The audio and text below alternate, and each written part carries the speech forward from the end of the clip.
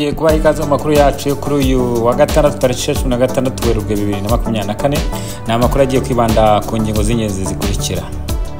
Uwumukiza Beatrice warukuriye Rika ndetse akaba n'umuyobozi wa njyanama y'akarere ka Rusizi biravuga ko yakoze ubugambanyi abukorera Dr Kibiriga warukuriye wari meya w'akarere ka Rusizi. Kuri biravuga ko wegujwe, benshi ku mbuga nkoranyambaga baravuga ko ari wa mugani wa Kamegeri aho yagambaniye undi hanyuma bikarangira ari we bigarutse. Mu makuru yacu kandi turakomeza tubabwira ko Perezida Paul Kagame yafunguye ku mugaragaro inama ihuje abanyeshuri benshi muri karere mu bintu byitwa STEM bya science. Perezida Paul Kagame rero yageneye mudasobwa buri munyeshuri witabiriye amarushanwa ya Fast Lego League. Turaza kubigarukaho muri aya makuru. Kongo yasubije igihano cy'urupfu nyuma yo kuvuga ko ubutasi n'ubugambanyi leta igaruye nyine gushyiraho mu ngiro igihano cy'urupfu. Ubutasi n'ubugambanyi rero ngo bibangamiye leta ya Kongo, haba mu gisirikari, muri politiki n'ibindi. Kubica rero bagomba kwica inasi n'abagambanyi. Naho mu nteko ishinga amategeko y'Ubudage hagiye kubera ibiganiro kuri jenoside yakorewe abatutsi. Mbahaye ikaze mu makuru yacu, amakuru mugiye kugezwaho ku isaha y'isa moya. Reka dutangire amakuru yacu.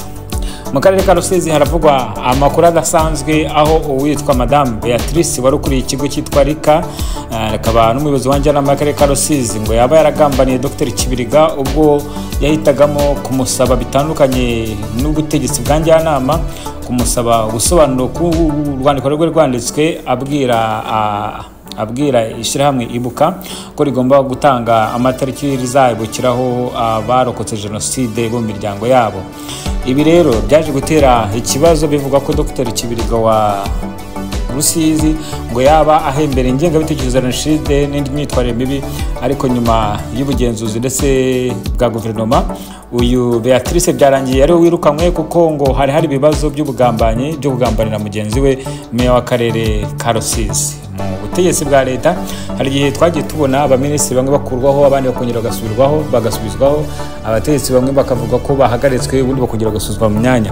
Ibi rero bigenda bigaragaza ko ubutegetsi bwite bwa leta ndetse no mu bakozi hagenda havugwaho abakozi bagambanira abandi, bikaba atari ibintu byiza abantu bagakwiye gukurikiza. Perezida Paul Kagame rero biciye muri Minisitiri w'Intebe Ngirente yahise yirukana usimbuza Madame Beatrice ku mwanya wa Rika, ushyiraho Dr Bagabe, hanyuma kandi ahita anegura mu nama njyanama y'akarere ka Rusizi. Rusizi ni akarere kadakunda kuvugwaho rumwe mu miyoborere kuko akenshi kavugwamo ibibazo byinshi birimo iby'ingengabitekerezo za jenoside, birimo iby'abakobwa bakobagabo bitandukanye n'umuco nyarwanda n'ibindi. Rusizi kandi ni akarere gaherereye umupaka wa Kongo, akenshi nako bakunda kuvugwamo umutekano muke.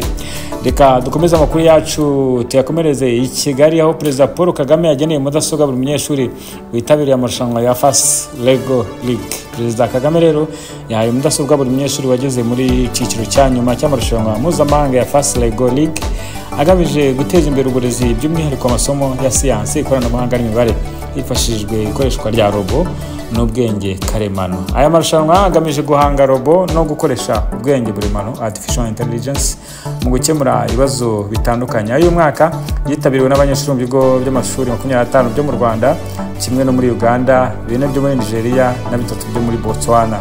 Iri rushanwa ryiswe Fast Lego League Hackathon yitabiriwe n'abanyeshuri bari hagati y'imyaka 9 na 16 y'amavuko. Perezida Kagame na Madame Jeannette Kagame bitabiriye isozwa ry'icyiciro cya nyuma cy'amarushanwa mpuzamahanga ahuriza hamwe ibigo bitandukanye aho byibanda ku gukora mu mishinga y'ikoranabuhanga yifashisha robo.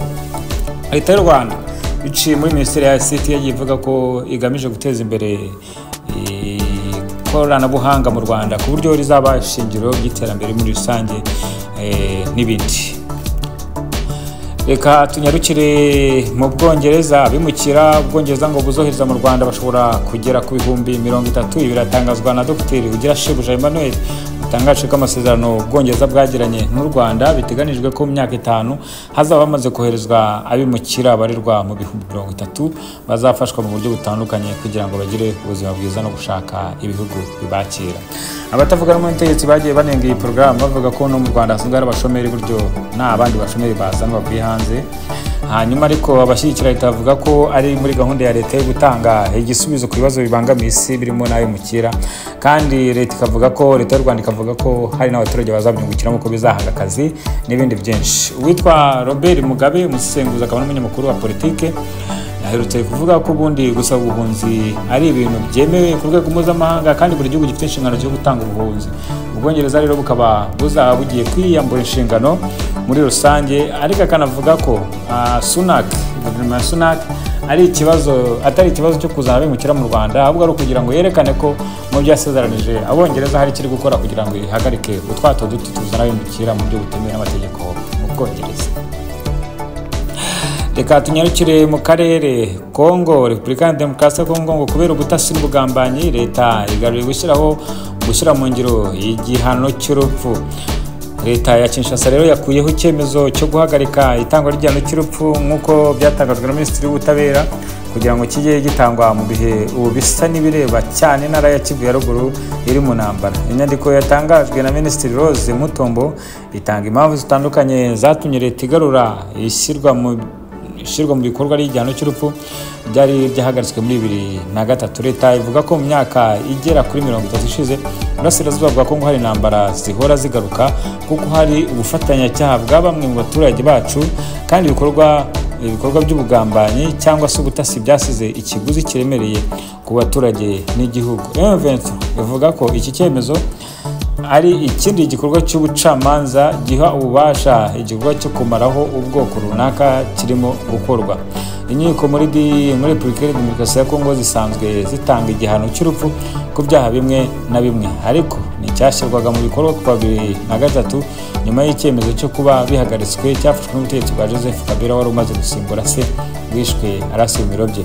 Mu itangazo Rose Mutombo yavuze ko inama ya guverinoma y'ukwezi gushize kwa Gashyantare ariyo yasubijeho ishyirwa mu bikorwa by'igihano cy'urupfu kubera ibikorwa by'iterabwoba n'amabandi yica abantu. Mutombo avuga ko bagisubijeho kugira ngo bakize igisirikare abagambanye no gukumira kwiyongera kw'ibikorwa by'iterabwoba n'amabandi yo mu mijyi.